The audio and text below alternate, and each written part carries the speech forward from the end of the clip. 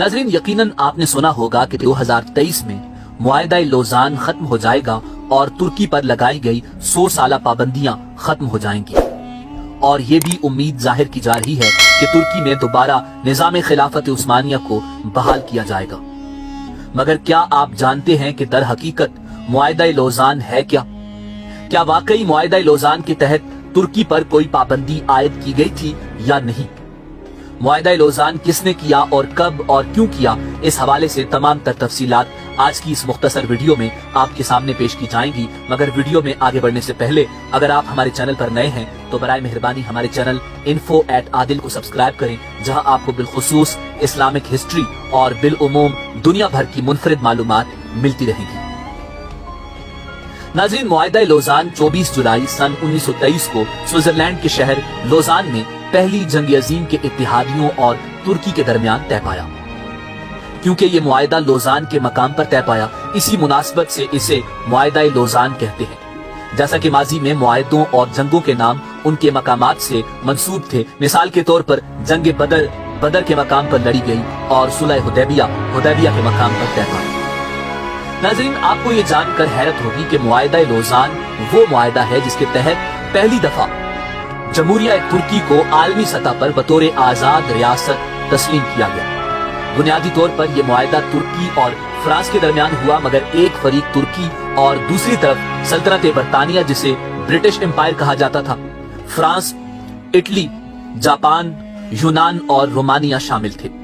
मगर मुआहिदा लोज़ान का मतन फ्रांसीसी जबान में लिखा गया और ये फ्रांस की तहवील में हुआ। नाज़रीन, ये खिलाफत उस्मानिया के इख्तिताम के बाद पहला मुआहिदा था जो किसी दूसरी जबान में तहरीर हुआ, जबकि इससे पहले खिलाफत उस्मानिया के यूरोपीय ममालिक से तमाम होने वाले मुआहिदे तुर्की जबान में थे। नाज़रीन, मुस्तफा कमाल अतातुर्क ने खिलाफत उस्मानिया का खात्मा किया और तुर्क अफवाज की जानिब से यूनानी अफवाज को अनातोलिया से बाहर निकालने के बाद जमहूरिया तुर्की ने मुआहिदा सेवरे को मुस्तरद कर दिया।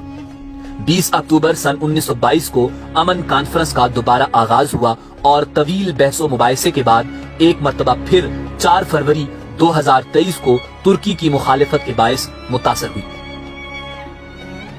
23 अप्रैल को दोबारा आगाज हुआ और मुस्तफा कमाल की हुकूमत के शदीद एहतजाज के बाद 24 जुलाई को 8 माह के तवील मुज़ाकरात के नतीजे में मुआहिदा लोज़ान पर दस्तखत हुए। इस हवाले से मुआहिदा लोज़ान को अमन मुआहिदा भी कहा जा सकता है। मगर दूसरी जानिब मुआहिदा लोज़ान 100 साल पर मुहीत वो मुआहिदा था जो कि दरअसल तुर्क अवाम और मुसलमानों के खिलाफ मगरिब का एक ऐसा फंदा था जिसने तुर्की को हाथों पांव से बांधकर चारों शाने चित कर दिया। 2023 में ये मुआहिदा अपनी मुद्दत पूरी करके गैर मुअस्सर हो जाएगा। मुआहिदा लोज़ान दरअसल है क्या और इसके तुर्की पर क्या असरात मुरतब हुए और मगरबी ताकतें 2023 आने से कबल ही खौफजदा क्यों हैं, और तुर्क सदर रजब तैयब एर्दोआन अपनी तकारीर में 2023 का जिक्र करते हुए ये कहते क्यों नजर आते हैं कि 2023 के बाद तुर्की पहले जैसा नहीं रहेगा। ये सवालात अपने अंदर निहायत दिलचस्प मालूमात और तारीख रखते हैं। नाज़रीन, मुआहिदा लोज़ान जंग अजीम अव्वल की फातेह कुव्वतों के दरमियान तय पाया। उस वक्त सूरत हाल ये थी कि फातेह कुव्वतें तुर्की के बड़े हिस्सों पर काबिज हो चुकी थी। उन कुव्वतों में से बरतानिया ने वो खतरनाक और जालिमाना शराइत मुआहिदा लोज़ान में शामिल करवाई थी जिनकी रूह से तुर्की के हाथ पांव बांध दिए गए थे और तुर्की अगले 100 बरस तक इस मुआहिदे पर अमल दरामद का पाबंद करार पाया था। नंबर 1, मुआहिदा लोज़ान की रूह से खिलाफत उस्मानिया खत्म और सुल्तान को उनके खानदान समेत तुर्की से जिलावतन कर दिया गया था। नंबर 2, खिलाफत की तमाम ममलूकात जब्त कर ली गई थी जिनमें सुल्तान की जाती इमलाक भी शामिल थी। नंबर 3, तुर्की को एक सेकुलर स्टेट करार देते हुए दीन इस्लाम और खिलाफत से इसके ताल्लुक को खत्म कर दिया गया था। यहाँ तक कि अरबी जबान पर पाबंदी आयद कर दी गई थी और तुर्की में अरबी जबान में आजान देने पर भी मुकम्मल पाबंदी आयद कर दी गई थी। नंबर 4, तुर्की पेट्रोल के लिए न अपनी सरजमीन पर और न ही कहीं और ड्रिलिंग कर सकेगा और अपनी जरूरत का सारा पेट्रोल इंपोर्ट करने का पाबंद होगा। बास्फोरस आलमी समंदर शुमार होगा और तुर्की यहाँ से गुजरने वाले किसी बहरी जहाज से किसी किस्म का कोई टैक्स वसूल नहीं कर सकेगा।